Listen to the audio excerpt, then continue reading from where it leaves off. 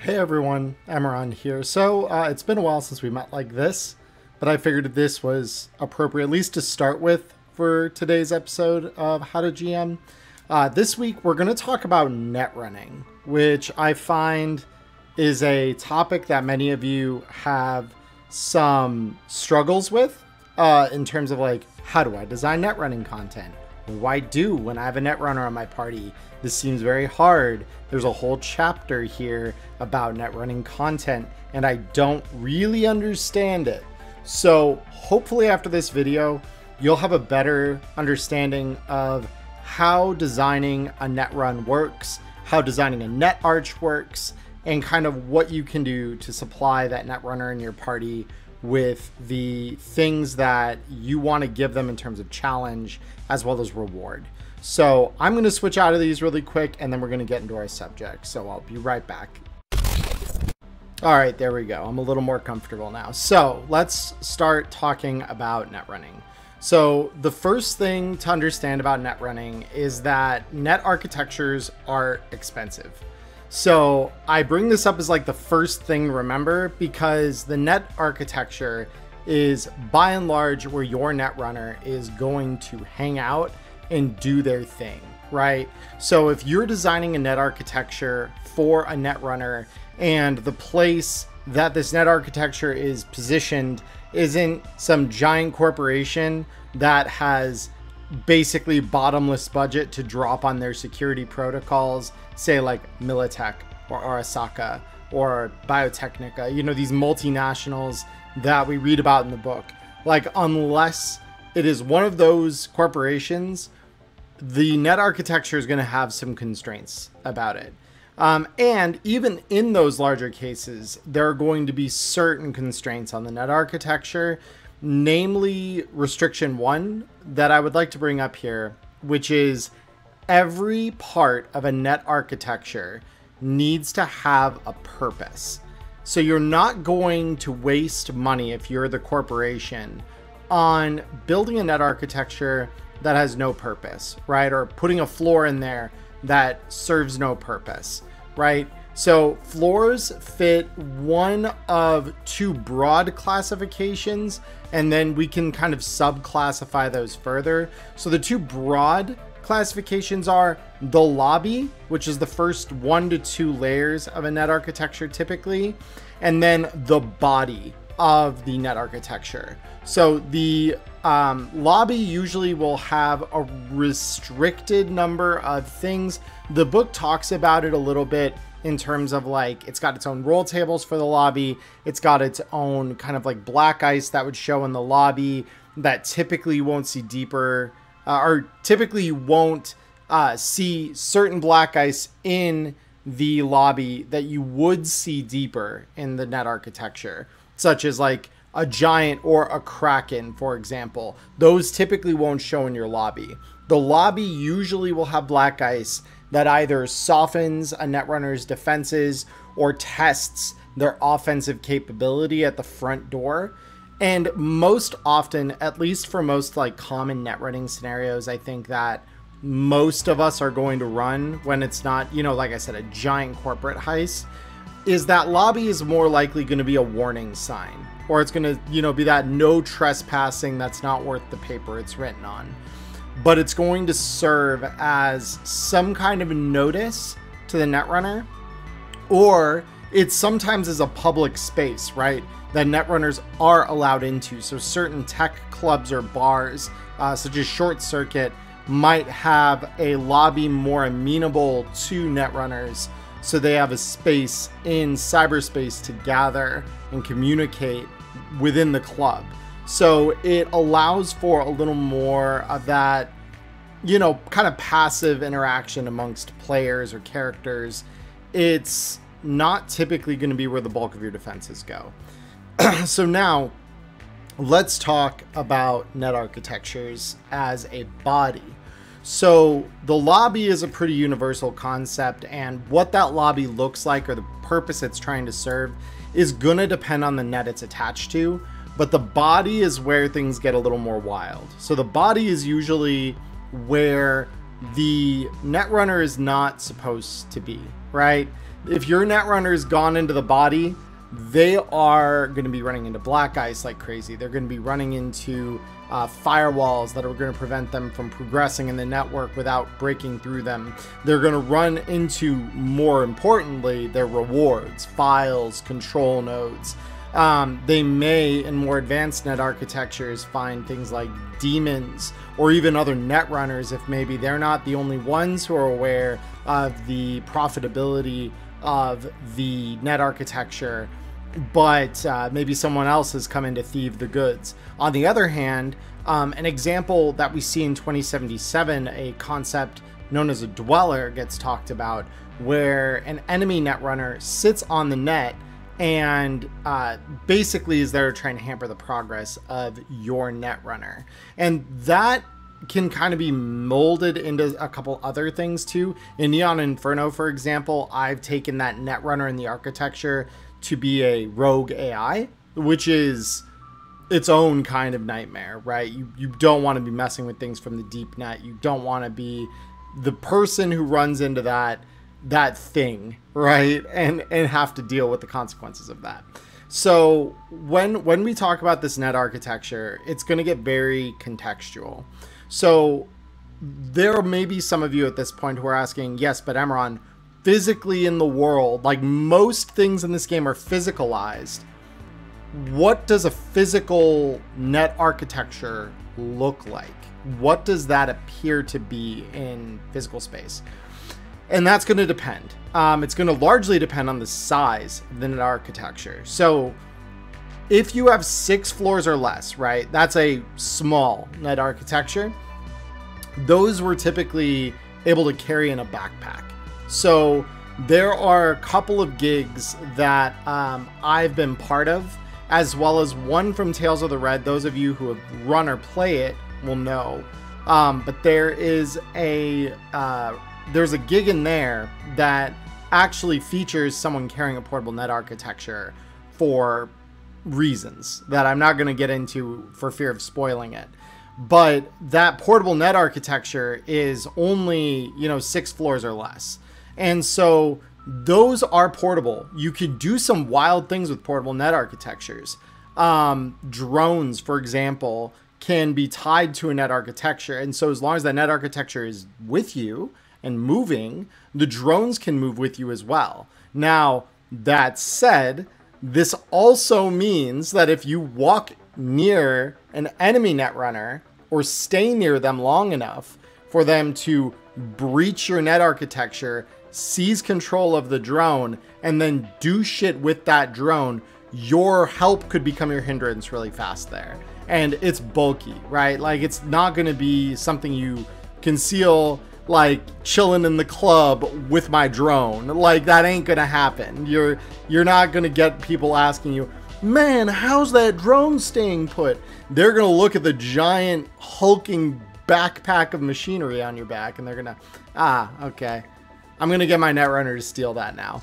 Like, that's going to be more likely than not what's going to happen. So just keep that in mind when you're designing net architectures, or when you're kind of like advertising what a net architecture is, that you kind of, I guess, illustrate that that is a thing if your players ask.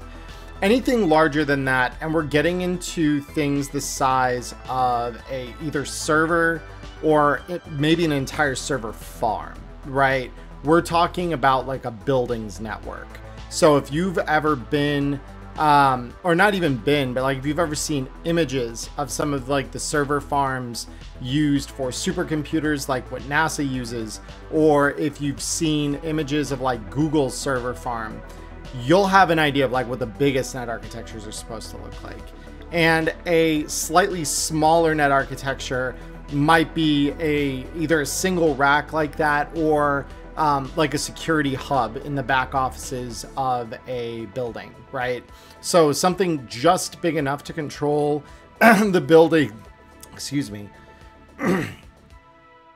So it's something just big enough to control the widgets in the building itself. So the cameras, the door locks, if they're electronic, the security for the black guys that need to protect those things, the lobby levels that you'll probably put there to like either do some preliminary defense against a Netrunner or, you know, give them a warning like back out or you're going to get your brain fried, all that fun stuff. So when we look at that, we are looking at it through that lens of, you know, what is the building need? You know, what are the things that this building would have attached to its net architecture? And then we can kind of surmise from how big that would need to be, how expensive it is. There's a pricing guide for that in the book. And I'll pull that up here so that way we can have a look at that together. So bear with me just a moment. All right, so I'm going to show a little bit of the book here because it does lend to some knowledge here that I think is important for players and for GMs alike. So if you want to see as either a GM or a player kind of how much this costs, the core rule book, it's going to be on page 217. It's going to say 218 at the top here because it includes the cover. So when we're looking at building a net architecture from the ground up, the cost per floor goes up based on the number of total floors that exist. So like I said, the lowest number of floors you are ever going to see in a net arch is 3, because that's going to account for 2 lobby levels and 1 body level.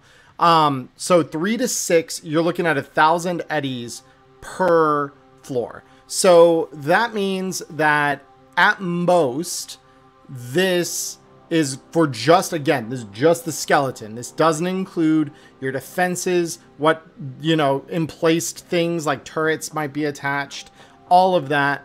This is going to just be the hardware that you are building your net arch around. So we are looking at a potentially up to 6,000 eddy basic net arch for one you can carry on your back. And I don't think I need to tell anyone that is a lot of eddies. That is a lot of eddies. If you get any bigger than that, 7 to 12, we're talking $5,000, and 13 to 18, we're talking about 10 grand. And you can see here where it's got a portability and a max control node. So we'll talk control nodes in a little bit, but these can be very helpful for all kinds of stuff. Bottom line here, you're looking at, for like the highest end stuff here, we are going to be looking at a potential of up to 180,000 eddies for this 13 to 18 floor. And bear in mind, this doesn't all need to be on one branch. The net architecture can split. So each floor of the split architecture counts here. It's not just the longest path down. It is all floors in the architecture, no matter how they are distributed, whether they're in one line or if they are split amongst many branches. So what we're gonna look at now is, depending on the DV of the feature you want to add on the floor now, we're looking at a more expensive feature, and they go up pretty quick, right? 500 eddies, not cheap, but you know, if you only need a DV6 to beat the feature, so for this we're talking about specifically files, control nodes, and passwords. So if the Netrunner only needs to beat a DV6 in order to break it, it's 500 eddies. If you're looking at a DV8, it's 1,000 eddies. If you are looking at a DV10, it is $5,000, which we just went up from what Netrunner can afford to only what most corporations can afford, to DV12, which is 10 grand. So again, this is on top of this. So you're starting to see now, for a major corporation who wants to make their security as impenetrable as humanly possible, we are looking at hundreds of thousands to potentially, by the time we're all said and done, millions of eddies. It is insane how expensive this gets. And then obviously, you know, we've got demons, black ice, defenses. This I'm not going to break down too much. Just know that each defense usually will have a countermeasure that you can do electronic security tech check to bypass, and that sets the price. DV 17 and 21 are going to be the big guns, literally, like turrets and things. So, again, if you want a bunch of turrets attached to your network to, you know, kill any people coming into your network and or into the building the network protects, well, you know, that's going to cost you. Similarly, if you want really sophisticated black ice that can do a lot, because like Balrons get like 7 net actions. So if you want something that can do a ton on their turn, you got to spend the big bucks, and that's just it. So this will kind of give you an idea of what it costs, you know, so that's kind of our first point here. When we're designing a net architecture as GMs, there's a guide for building it further up, but I do want to encourage you as GMs to first look at this table before looking at the what do you put in there, because I think it's really, really easy for your eyes to go wide and think, oh my god, I could do all this nasty stuff to my Netrunner. They're going to dive through DV12 passwords. They're going to have to really struggle to get to the control nodes because I'm going to put a Kraken in their way. Slow down, champ. We need to look at what is the bill, and you know, why is the random scrap dealer on the corner of some combat zone street going to be able to afford all of that? So that's where we need to always kind of, again, this is a grounded game. We ground it in reality, and there's a reason for that. So with that said, let's now go back to just the view with me on camera here, and we're going to talk a little more now about balancing this. All right, so now you know what your net arch is going to cost you, right? And again, I would highly recommend always check that balance before you say this is good. So the next thing we're going to talk about is balance around a Netrunner, right? So balancing around a Netrunner is going to be based on their interface level. So for other role abilities in the game, it's kind of interesting. Netrunners are the only one for whom it really is its own skill, and it isn't tied to anything else. The closest secondaries to this would be like techs or med techs, where they get some bonuses to roll abilities, and the med tech get full on 2 extra skills that no one else can take, those being surgery and medical tech, but those do base themselves on the tech stat, and therefore they have a grounding in some of the other things you build a character with, right? Netrunner interface is its own separate thing. It is not tied to a stat, and it has no skills which directly support it. So this means that there is no right way to build a Netrunner. And it also means that we can look a lot more easily as GMs at what is my Netrunner's interface level, and use that as our guideline for what we're going to put them up against.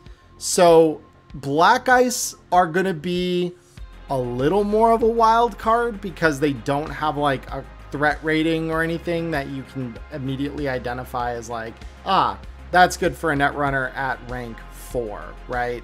What we are going to look at though is primarily, and again, I'm looking at the book here so that I can give you some examples without, you know, showing you the whole chapter and making RTG mad at me. So for Black Ice that cost less money, those are typically going to be the things you're going to want to put against lower rank Netrunners. And again, there is a set of roll tables that I would definitely recommend as a sort of guide to this, in terms of like what they deem a appropriate challenge to be, right? So the lobby levels are by and large going to be the same between all 6 types of architecture, and password DV8 and DV6 are both on that table. So when we're looking at that, we're largely just looking at the fact that, you know, those aren't going to be too different in expense. to an average person making a net arch. They're 500 to 1,000. So, you know, anyone can theoretically afford it, especially if they've got the money to afford a shop or building worth protecting with a net architecture. They probably have the budget to cover that. And then below that, we've got, you know, skunks, wisps, and killers, which are all pretty low level black ice. They're not going to cost you a ton as a person who's, you know, again, buying the net architecture and the related hardware. All of those are going to be 500 eddies or less. So if you are a Netrunner building a net architecture, you might have to go through a fixer to get a hold of some of these, but they are not the thing that you're going to need to worry about, like being inaccessible due to your pocketbook, right? So beyond that, we now talk about, you know, when you're looking at a basic net architecture, there are 4 types of net arches. So you've got basic, standard, uncommon, and advanced. These corresponding to the difficulty values of DV6, DV8, DV10, and DV12 to bypass a feature within the network. So if you're new to designing a net architecture, I would highly recommend using this roll table anytime that you need to identify what you're going to put in there, right? Because this is going to keep it bounded for your Netrunner, and those difficulty values also kind of correspond to the interface of a Netrunner with a fighting chance. So a basic difficulty network is going to have a interface level 2 Netrunner have a fighting chance. Again, you're starting most characters at rank 4, barring some special exception maybe you've made to a player that is multi-classing from the get-go. Again, I don't typically allow for that at my table. I typically say, okay, well, let's pick one or the other for you to be a primary in, and then you can start secondarying the other one with IP once we've started the campaign proper. So again, difficulty of a rank 2 Netrunner, probably don't have to worry too much about that unless someone is multi-classed in a Netrunner later on. But it basically means that, you know, if a Netrunner with an interface of 2 jumps in the net, they're going to get through it probably mostly okay, and they probably won't die before reaching the bottom either. Standard difficulty is where that starts to ratchet up. So again, this is where we've started getting a few more features that are going to cost you 1,000 eddies each to implement. You might have some slightly more expensive features such as turrets, or at the very least security cameras in here that are going to cost a couple grand to 10 grand each. These are where most of our Netrunners are going to start, right? So this is where a rank 4 Netrunner has a fighting chance in a network that is made up mostly of standard difficulty challenges, whether those be black ice or passwords or control nodes. Those are going to be the standard kind of net running that you're going to start a player on. Now, the ones above this, we start getting into some interesting cases. So it's going to tell you in the book, again, this is on page 210 of the book, to give you the difficulty rating. Uncommon difficulty is where we start running into stuff where a rank 6 Netrunner is going to be the one with a fighting chance, and any Netrunner of rank 4 or less could die before reaching the bottom. So uncommon difficulty, again, is by and large only going to come into play with the understanding that DV10 requires 5 grand per feature to get in the way of your Netrunner. And if you have a rank 4 Netrunner, they are probably not going to try and go into an uncommon difficulty network. At least not one that starts at uncommon difficulty. And we'll get to that in a little bit. And then advanced difficulty is going to be for the best of the best. It's 8 interface is going to be what it needs to have a fighting chance. Everything in there is going to have a DV12 to bypass it. And a 6 or less interface Netrunner is probably going to die before hitting the bottom.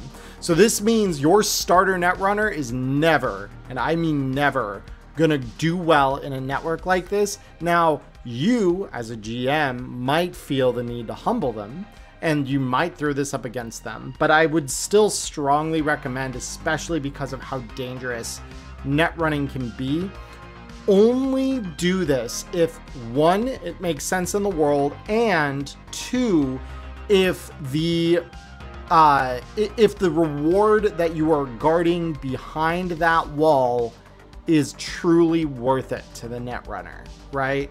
Make it so that the challenge is not just punishment. That is not our role as the GM. We are not there to punish our players.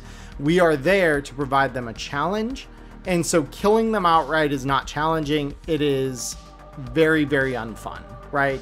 It is counter to what we are supposed to be doing in making a game experience for our players. So with all that said, let's now go into the subject of what we would kind of fill this with, right? So when I build a net architecture, I do what's known as a layered cake approach. So this means that most net architectures I make, unless they have a reason to be, you know, very one trick or kind of one function, right? You're going to have two levels to each network that I design. And I think that this makes it kind of interesting, right? So the idea is that if your netrunner comes in and they start the net run starts at a low difficulty, right? It starts at basic or standard, something they can manage even at the beginning of the game. And the thing that they're there to do, whether that be seizing a control node, taking over a file and downloading it, or something else, right? Like maybe they need to drop a virus in the network. In that case, this would not be layered. It would be one difficulty the whole way through, or very minor variation in difficulty, such as like alternating between basic and standard, to make it doable, right? You always want it to be achievable.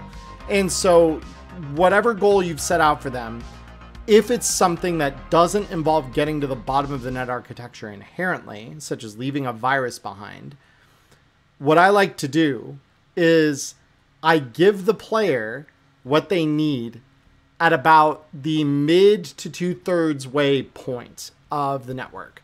So, for example, if we are talking about a network that has 6 layers, so just a small net architecture, and the player needs to download a particular file out of that network, then they find that file on floor 4, right? And to get to that file, they're probably gonna have to go through some passwords, or at least a password, right? And maybe a black ice, like a hellhound, something that is not terribly lethal. It's gonna scare them. It could do some damage depending on how they choose to approach the fight with it. But they are going to run into that thing and they're gonna be able to take care of it. And then they're gonna get the file, and they're going to use Pathfinder, which, for those GMs who don't know how Pathfinder is supposed to work, your netrunner rolls an interface check, and then they learn all floors in the network that are basically, they learn as many floors as that number is, right? So if they roll a 7 on their interface, they discover up to 7 floors in the network, provided that there is not something of a DV equal to or greater than what they rolled. So in other words, if they roll a 7, they would see through any obstacles that are DV 6 or less, which is the lowest it'll go, but they wouldn't see past things that are DV 8, right? So blockers like passwords are going to stop their Pathfinder in its tracks. And that's where you'd end, you know, like that's the last thing you get to know, is that there's a password here. And that they did not see the bottom of the net architecture. Usually that's what I'll let them know, is, you know, this isn't the bottom, but this is where your Pathfinder stops. And then they can decide what they want to do with that information. So if the network is just full of black ice, they're not going to know what black ice are on each level. You'll just say there's a black ice, and they need to think, do I want a chance that that's a dangerous black ice? Or do I, you know, just nope out, right? But obviously they're there for a job, so they can't nope out too early. So you give them something manageable at the beginning, you know, like some ravens or a hellhound, something that's not expensive for the net arch and that does give them a challenge. It puts resistance up like ice should, but they get their thing. And then if they've Pathfindered, they might know, well, I have my thing, but below me on these next 2 levels, there's a black ice, and then there's another file. What's that file? And now all of a sudden, and then that comes with admin access too. So now I can drop a virus, and that's where I can do some other really crazy things, right? I've described virus before as basically being able to cast a wish on the network and just changing it however you want, right? You get one change to the network, but you get to do pretty much whatever it is you want. And that can be crazy, right? That's where Netrunner creativity can really like run wild. So from here, the player might, let's say they were gonna go and just get like a, you know, a manifest, right, out of a ship's network. But there's another file underneath. Well, maybe there was something logged in terms of where that ship came from. Or alternatively, there could be a file in there that tells the party about, you know, an upcoming threat. Or it could be a message that's embedded in one of the ship's computers that is, you know, telling on their fixer. You know, it could be something the fixer did something unscrupulous that the party's totally unaware of. Well, now they're aware, and now they have that information to leverage for maybe better pay or something, right? The Netrunner rewards are always very, not always very obscure, but they're usually going to come in the form of knowledge, right? Netrunners typically are data brokers. They are, or at the very least, they sell to data brokers, right? So if they themselves are not affiliated with like trade or whatever, they're still going to have the data that a data broker wants. And they have, those bits of data have value, obviously. So the party's always going to want something that's going to let them get that leg up. This is important though. That file, the second one, the Golden Goose file, that's going to give them that extra couple eddies in payout at the end of the day, is behind something of 1 difficulty class higher than the rest of the network above it. And so that second layer of the cake, if you will, is going to all trend toward that 1 level higher.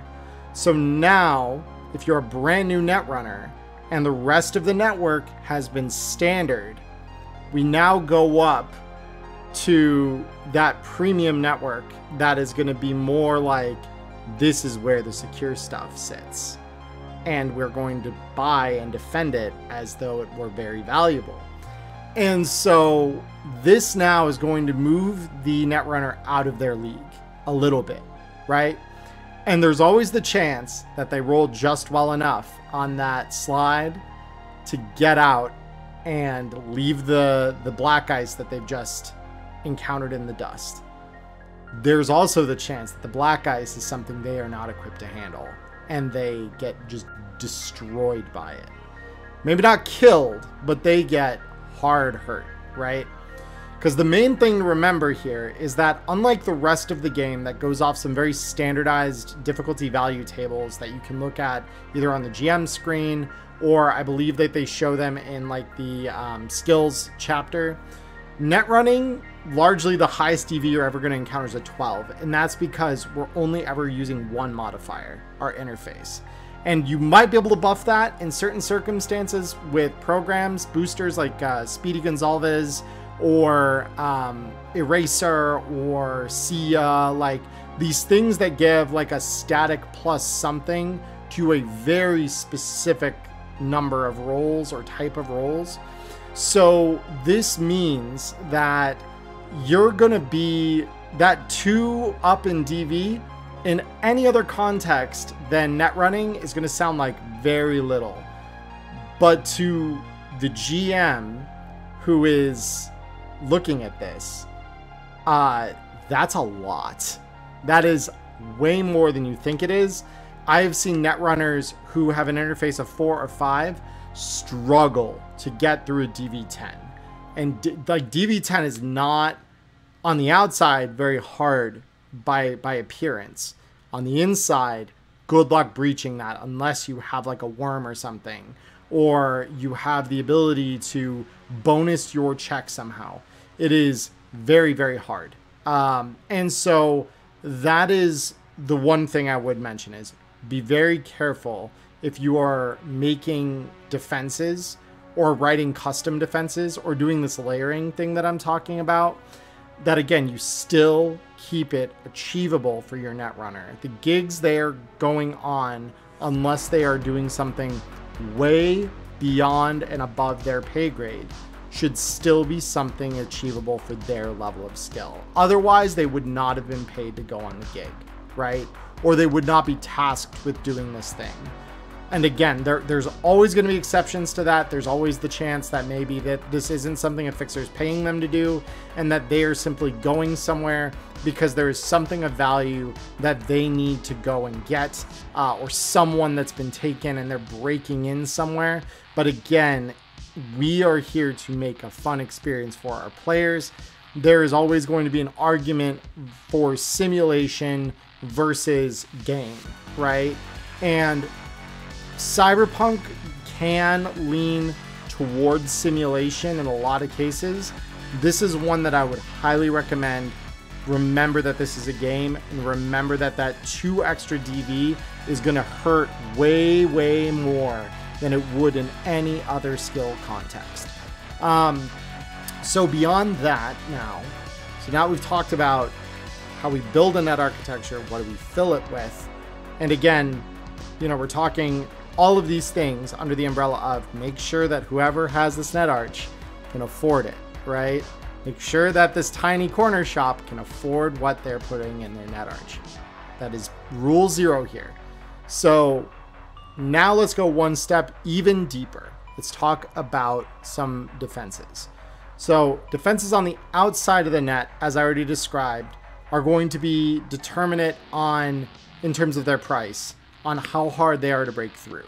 The easier a defense is to breach with electronics and security tech, the easier it's going to be to buy, right? It's going to cost less. So that said, no defense costs less than 500 eddies. So you're going to need a fixer to get you in touch with any defense, no matter how trivial it might seem. And the lower end defenses can go from anything just from like an alarm or like little like motion sensors or things like that, all the way up to like lethal security. We're talking turrets, we're talking flamethrowers, we're talking like electronic flooring or like crush walls, things that like slide out and try to slam you in and press you into a fine paste. Like, those are all going to be things, and they exist on a broad spectrum. And again, their feature in a network and a building should make sense for the real world, right? It should still be grounded in simulation for this aspect. But that said, there are also net defenses that we can talk about. So black ice are one, and that's one that I think we're going to use most often when we're talking about confronting our Netrunner. There are 2 others that I've already mentioned, though, which are demons, which are a special class of black ice that Netrunners themselves cannot use in their cyber deck, and other Netrunners, or something resembling a Netrunner, right? Whether that be a rogue AI or a human Netrunner is kind of your call as the GM. But anything more intelligent than black ice, in this case, black ice would include a demon, is going to be harder for your players to beat, because they're usually going to have more specialized defenses. They're going to have more specialized tools. They're going to use programs that are lethal or potentially lethal to your Netrunner. They're going to employ tactics that require a human mind to execute that a black ice or a demon just couldn't. So let's kind of scale up from lowest to highest. So on the low end, we have black ice. So black ice are just simply a program. They are in one of 2 classifications. They're either going to be a anti-personnel, meaning they will attack the Netrunner themselves, or anti-program, meaning they're gonna attack the Netrunner's program defenses. So when we talk about program defenses, that might sound, well, that's not attacking the Netrunner. Like, that's good. It's great. They won't die. They will. If you see an anti-program Black Ice further up, you're probably going to see an anti-personnel Black Ice just below it, or just a little further into the network. Because the program Black Ice has the goal to weaken the defenses of the Netrunner. And a fair number of them, like Killer and Sabretooth, are able to not only disable the Netrunner's defense, but destroy it altogether, literally erasing the program from their cyber deck. So if you've ever wondered, well, geez, why are Netrunners able to buy their program so cheap? This seems really powerful that they're able to just buy any program that they want, and it's like 100 eddies or less if it's not a Black Ice. There's a reason for that, and that's because there are plenty of ways that those programs get fried in a network, and they can just be destroyed. Like, no questions asked. They're just gone, fried, done, right? And so when we look at this, you're going to use an anti-program Black Ice most of the time in preparation.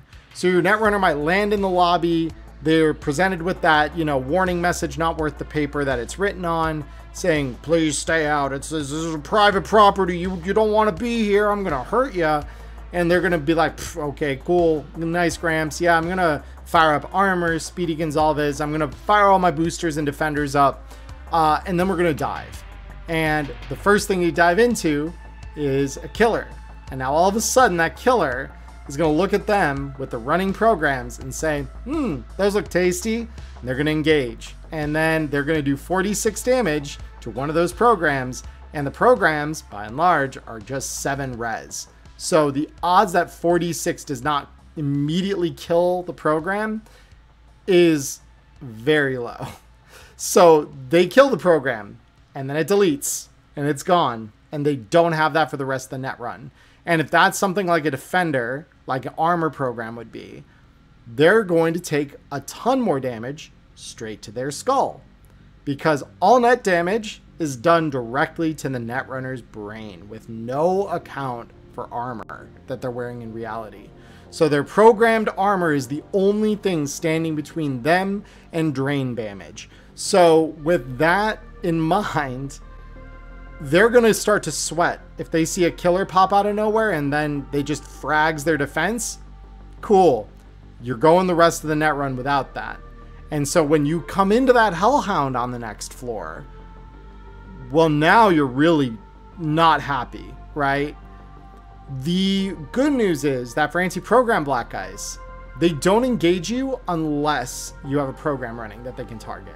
If there are no viable targets for a program or a Black Ice, in this case, to target, they cannot target them, right? So anti-program Black Ice are functionally useless if your Netrunner is doing what I call brain burning, where they just dive down heedless of the risk, and they're just going to just try and get in, get out as quick as possible, brain on fire, right? So that means that certain Netrunners and certain styles of net running are going to have an advantage if you prepare with a anti-program Black Ice. Anti-personnel are going to attack the Netrunner directly and are going to do all that brain damage and potentially some other nasty things.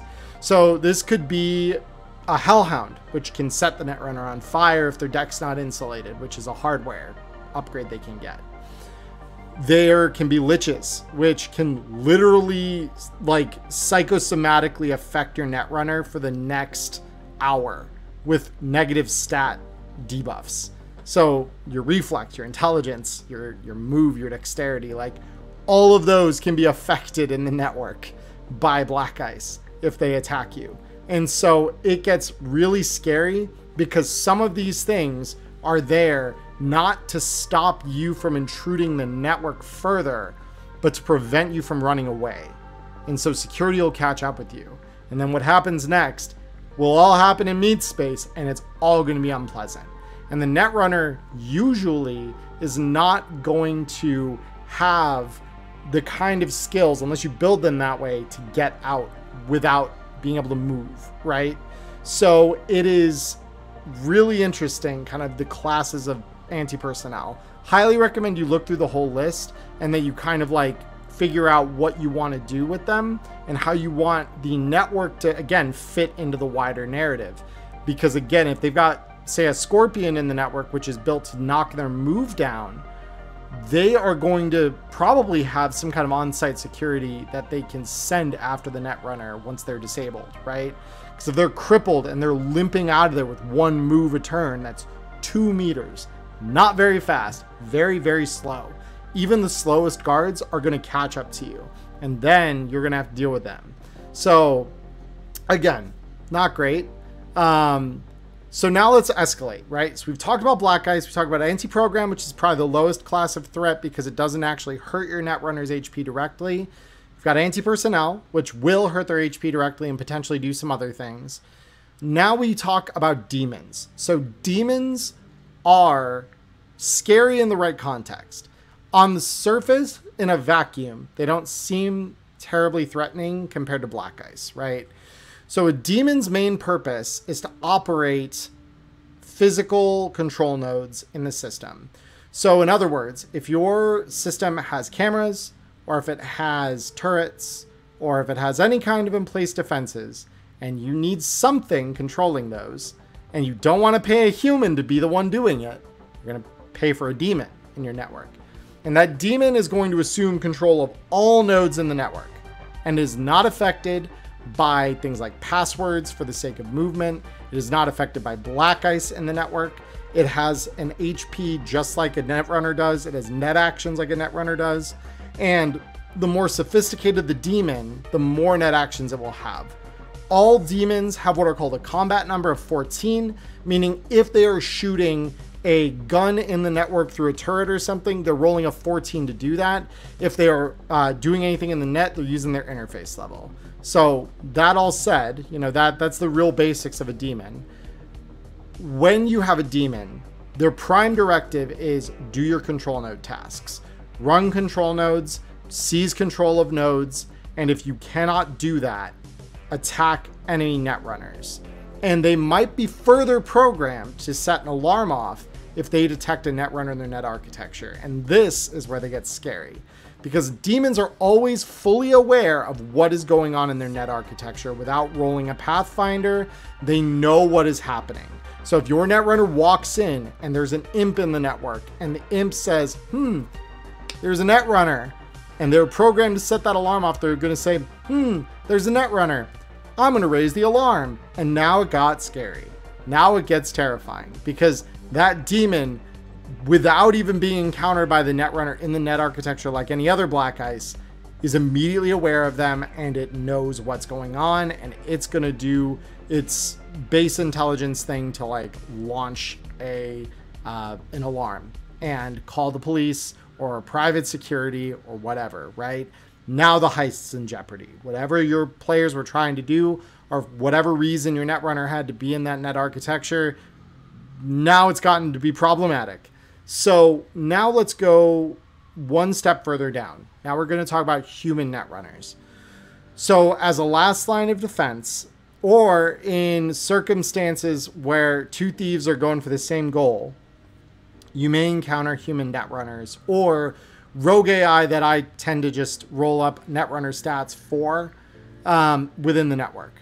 And these are unrestricted. They're just like normal people. They're just like regular players in the sense they have a cyber deck. They can have programs on that cyber deck. Depending on what their purpose for being there is, you could have them as like an anti-intrusion netrunner where their whole goal is to be a better version of a demon and scan the network constantly for intrusion. And when someone does intrude, lo and behold, here comes the dweller out of their dark cave in the network to come up and fight you.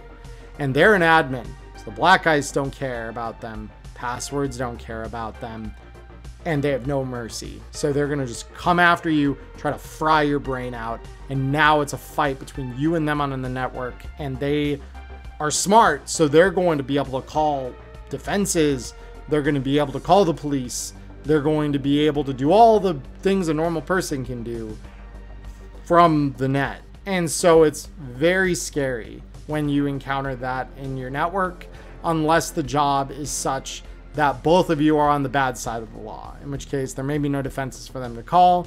The police may not be able to be summoned. There have been cases where the enemy netrunner is just another booster ganger in their hideout, and, well, those aren't going to be calling for the police. They're doing illegal shit too. So we're just going to kind of duke it out and see what happens, right? But it leads to a whole new class of programs, right? Where now you have anti-netrunner programs that are very distinct from anti-black ice programs. So again, this is where, as GMs, it can be helpful to kind of leave some prep work to the players a little bit and say, okay, do you want to look into this further before you just go, right? Maybe the first time they do it, you give them a warning like that. But again, it's down to them. How prepared do you want to be for a gig where you're going into enemy territory, right? If you're going into the bad guy's hideout, well, it's their house, right? You're breaking into their home. You're not fighting on your turf anymore. And so if you don't do your due diligence and figure out there's a netrunner there, well, when the netrunner comes out of the darkness at you, that's kind of on you, right? So as GMs, it's kind of a cool thing then for us to like give them potentially ways for them to learn in advance. Hey, there's a netrunner here. Or maybe they even get it with their opening intel package. If this is like a brand new group, right? The start of a campaign, their fixer might know, oh, be aware, guys, be mindful.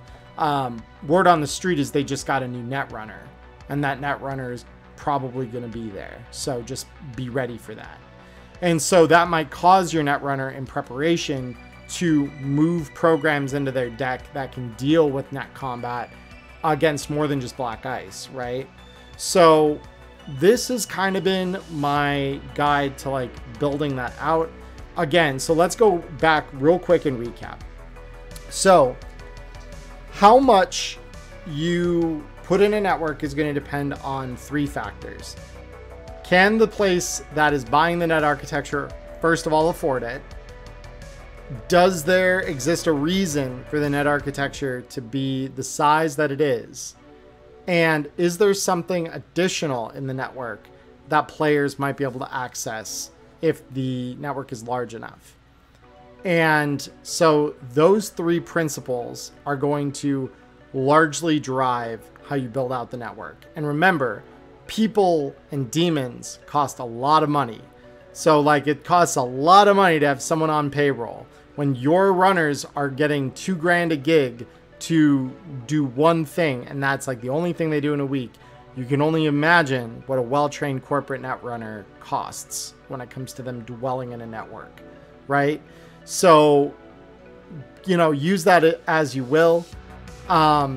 Beyond that, there are a couple of resources I want to make available to all of you in terms of some knowledge. So there is a free DLC available on RTG's website, which is Midnight with the Upload. I'll try to link that down in the description here so that any of you who want to look at kind of what's available in the additional space for architecture stuff, or because a lot of it is more focused on like net running gear itself, so it's more for the players. But that is still a tool we can use to decorate our NPC netrunners with stuff, right? So that's some hardware, some extra, I believe there's some programs in there. There's definitely some drugs, I think, in there that help with things. So that, and then Hornet's Pharmacy is another one. There's definitely some drugs in there that are going to be potentially useful to keep in mind that your netrunners can be made aware of. Again, I believe in giving equal access to information because there is a very good chance that your players' characters know more than your players do about the world that they live in. So it's never a bad thing to say, hey players, if you're going to run a netrunner, look at these extra bits of DLC. They could have some information that you might be interested in. Because again, we're here to have fun, right?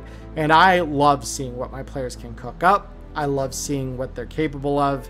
And as long as they're able to afford it with their eddies and they're building a character from the ground up, I let them go wild, right? Use all the DLC to your advantage. That said, that's probably going to do it for this week. As always, if you have any questions or you feel I didn't go into something particularly well enough or in enough detail on this episode, definitely mention it in the comments below. I am more than happy to answer any questions that you might still have after this. I know that net running is a very complex topic. It is not something that a lot of GMs enjoy as much as I do. I'm a huge fan of net running. So for me, I'm a strong proponent of making it as good as we can as GMs so that our players have a wonderful experience with it as well. But as an understanding of that, I also understand that I may not have gone into something that is maybe a little more niche or specific, and maybe, you know, could be beneficial if I brought it up either in comments or a follow-up video.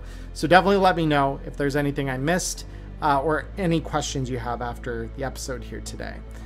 That said, my name is Emmerron. Please like and subscribe if you think I have earned it. And other than that, I hope you have a wonderful morning, evening, or afternoon wherever you are in the world. Stay healthy, stay safe, and until we talk again, peace.